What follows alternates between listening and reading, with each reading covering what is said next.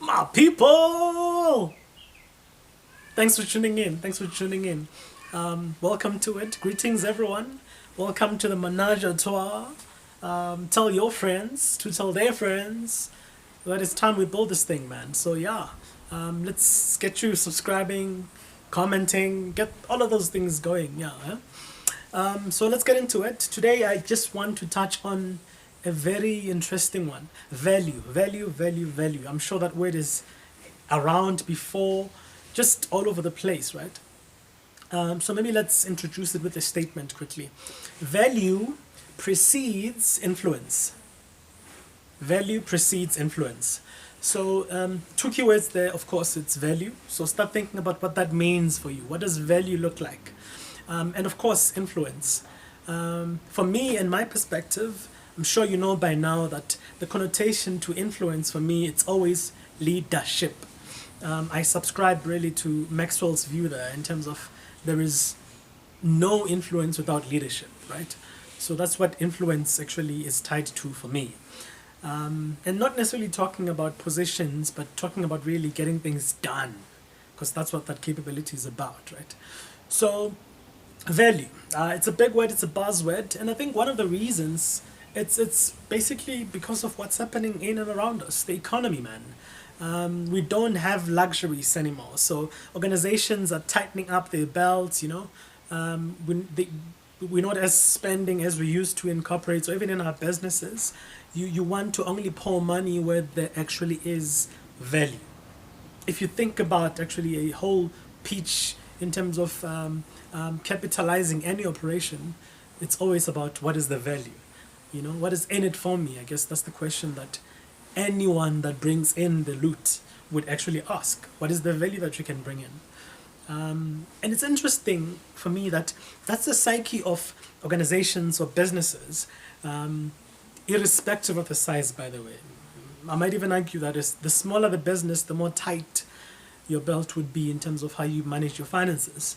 But that psyche does not translate to personal success, which is quite interesting. I've met quite a lot of people who, of course, want to be successful, but just not willing to do whatever it takes, or at least what it takes to be successful, you know, the discipline around it.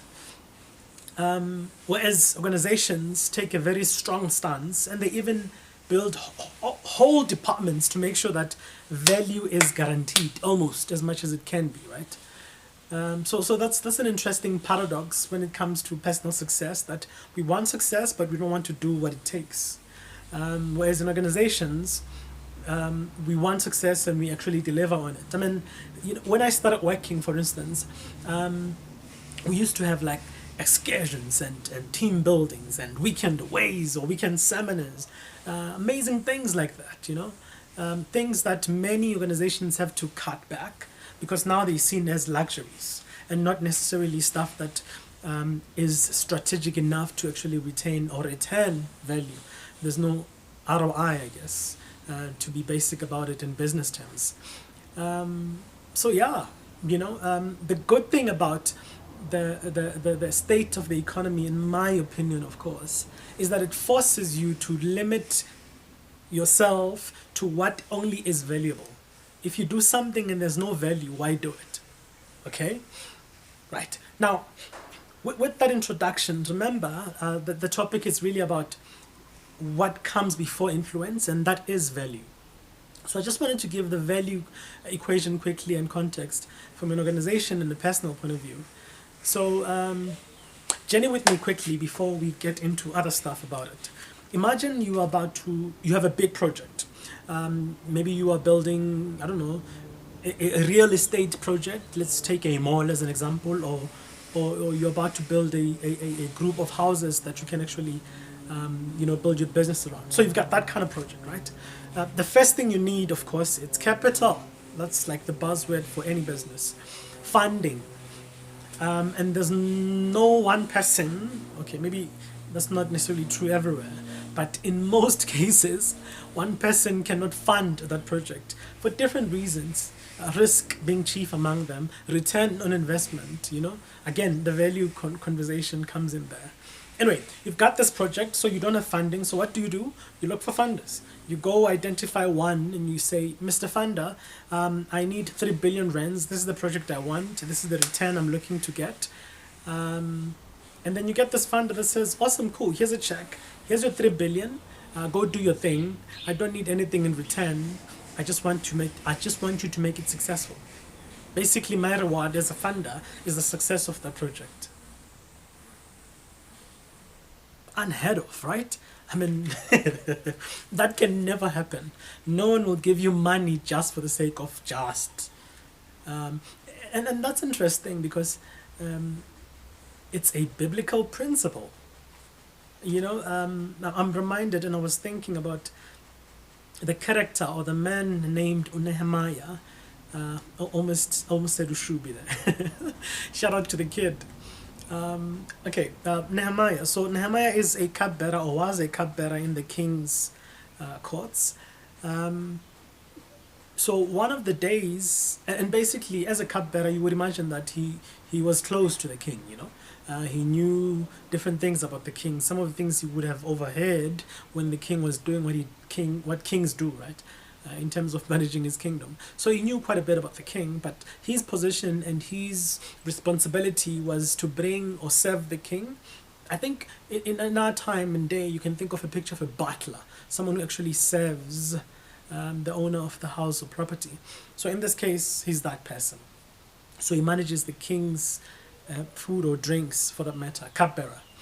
One of the things, by the way, in old or in history, that cupbearers is not just anyone, first and foremost, but secondly, you cannot be said before the king.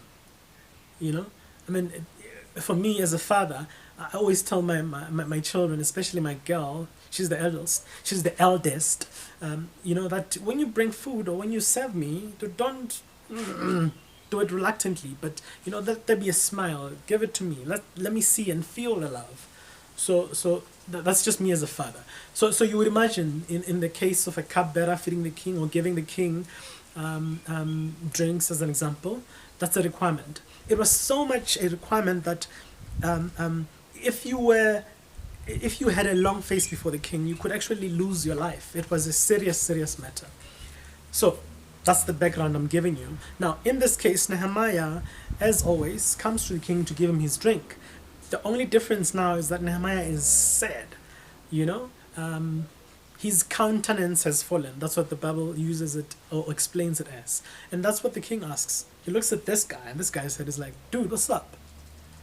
Why has your countenance fallen? Why are you sad? Right? And then, of course, Nehemiah apologetically, thank you, explains to the king that, sorry, I've gotten news that the walls of my nation have fallen, and that has sort of shifted or moved me a bit.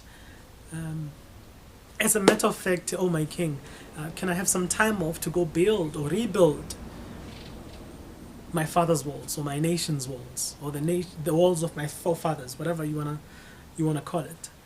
And the king, of course, knowing this man and how good of a servant he has been up till now, he says, okay, how much time do you need?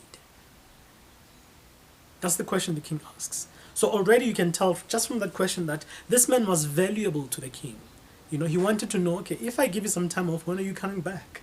Right? So how much time do you need? And then, of course, he gives him the time frame, and the king says, okay, you have that time, go and build your walls so that you can come back and be the man that I need you to be, and come back and do your best, basically. A hidden principle there quickly, sidebar, before I continue, I guess for leaders, is check in with your people, see where they are emotionally, and be sensitive to that, and allow them to go deal with that and come back later. Awesome principle. It will make your life easier as a leader. Anyway, coming back to Nehemiah. So the king grants him some time to go out. So Nehemiah sees that, okay, the king is in a happy mode. So he then takes advantage of that slot, which is amazing for me. It's a big thing. So he says, okay, now that the king is in a happy mode, he goes back and he asks for something. right? He says, King, can I also have you sign this letter? So he says, it's a declaration, nothing serious, just a declaration to say that whomever I ask for anything, capital, stuff that I need, that they will give it to me. If it has your decree, of course, I'll have entrance to that. And the king agrees, you know. I imagine that the king agrees because it's not a cost, an immediate cost to the king. It's not a withdrawal to his bank already. And secondly, sorry, it's not an immediate cost. And secondly, it's to help this man to do whatever it takes or whatever he needs to do for him to come back where he needs to be. Okay, cool. So sidebar or side principle again that I want us to see from there is that when you are at a privilege of asking and you see that you can actually ask or get, don't be afraid to ask people for what you need, especially if they're in the giving mood or mode. Retailers do this all the time. The reason why basically most of the sales in retail are during Christmas holidays is because everyone is in that spirit of giving. They just want to give and give and give. So what do? They take advantage of that using behavioral economics, of course, and marketing and those kind of things. Because leverage where people are and ask for what you need. Don't be afraid, just ask, right? Another example of actually retailers or companies doing this. You've heard of retailers offering take now or buy now and pay later. So they delay the pain of paying. So when as a customer you take it and feels free and you're happy because it's not an immediate pain, right? You get the pain later in the process.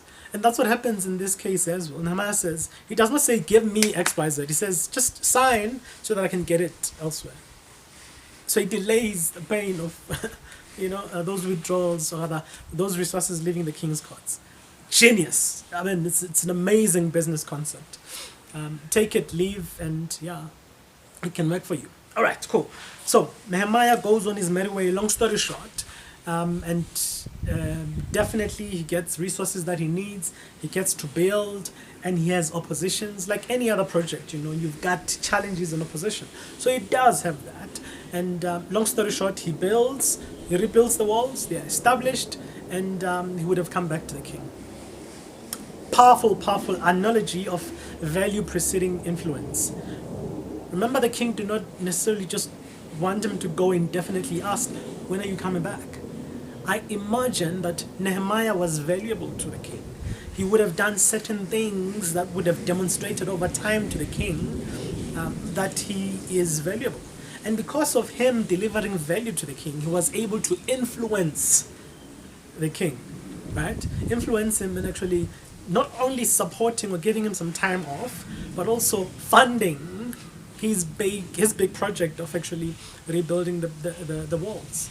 Amazing. That's leadership. Value precedes influence. That's what we're talking about.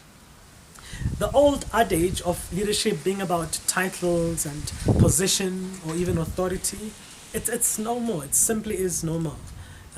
It's really about influence. But what I'm saying now is influence is also about value. So value, influence, leadership. Do you see the progression there? It starts with value. What is it that you can do? What can you offer? Not only once, but over time, so that people trust that if I give it to X, to so-and-so, it will be done. So that when the time comes for you to ask to withdraw, you don't have a problem. You can actually influence various people for different reasons, whether it's funding, whether it's any other form of support. Very, very important.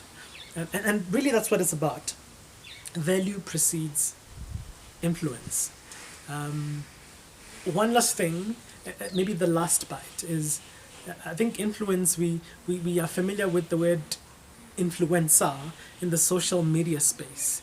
So, if you are interested in playing in that space, or if you are playing in that space, the only reason why you get companies to sign up with you, as an example, is because you have influence. You have demonstrated the value you can do to them, whether it's the number of people you have following you, or the number of content, or the amount of content you have had to actually push out for them to see what you're about, where you can actually build expertise. So influencers deliver value first. I guess that's what I'm trying to say there. So with anything and everything, it's about value, value, value, value.